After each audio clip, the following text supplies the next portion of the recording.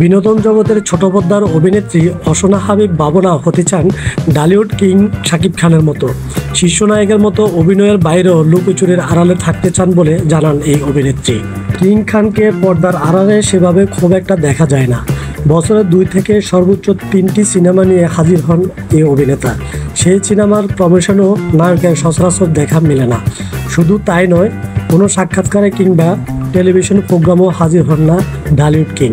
বরাবরই থাকেন লুকোচুরির আড়াল। শাকিব খানের এই গুণে মুগ্ধ অভিনেত্রী ভাবনা। শীর্ষ নায়কের মতো তিনিও অভিনয়ের বাইরে লুকোচুরির আড়ালে থাকতে চান, যে কারণে সম্প্রতি এক সাক্ষাৎকারে ভাবনা জানিয়েছেন তিনি শাকিব খানের মতো হতে চান। তিনি বলেন, আমি না শাকিব খানের মতোই হতে চাই, যে কারণে 3 বছর ধরে ছোট পর্দায় কাজ করছি না, ভয়ঙ্কর সুন্দর সিনেমার জন্য প্রস্তুতি নিচ্ছি, এমনকি কোথাও ইন্টারভিউ দিচ্ছি। আপনারা আরো বলেন, শাকিবকে বিজ্ঞাপনে দেখবেন না, কোনো ইন্টারভিউতে দেখবেন না, কারণ তিনি এতটাই অ্যাভেলেবল না, তাকে সব জায়গায় পাওয়া যায় না।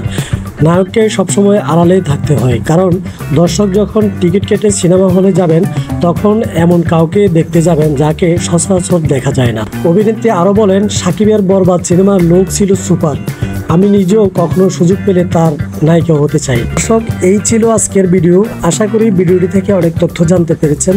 বাংলাদেশের সমসাময়িক বিষয় এবং বিনোদন জগতের সকল সত্য নিউজ জানতে ওহিদুর মিডিয়া চ্যানেলটিকে সাবস্ক্রাইব করে সাথে থাকুন।